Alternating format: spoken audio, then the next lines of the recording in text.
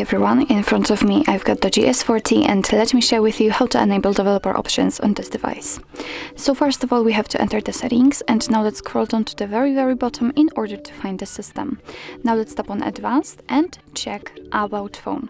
Here we have to scroll in order to find the build number, and as you can see it is at the very bottom of the list. So if you found it, and just keep tapping on it until you'll see that you're in the developer mode. So now we can go back, and as you can see right above the about phone we've got the developer options. They simply appear.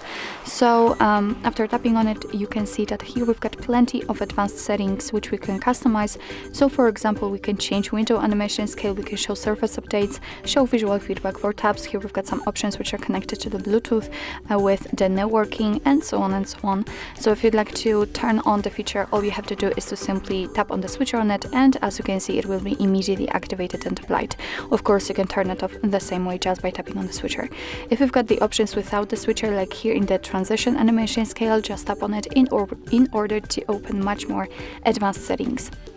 So if you're done with customization of developer options, you can of course turn them off just by tapping on the switcher at the very top. And as you can see most of the options are inactive. Of course you can turn them on the same way. Just tap on OK and turn it off again, and after getting back, if you will turn them off, after getting back to the system you can see the developer options simply disappeared. But of course no worries, you can customize them again. Just go back to the build number step and keep tapping. So actually this is it. This is how to enable developer options in your DOOGEE S40.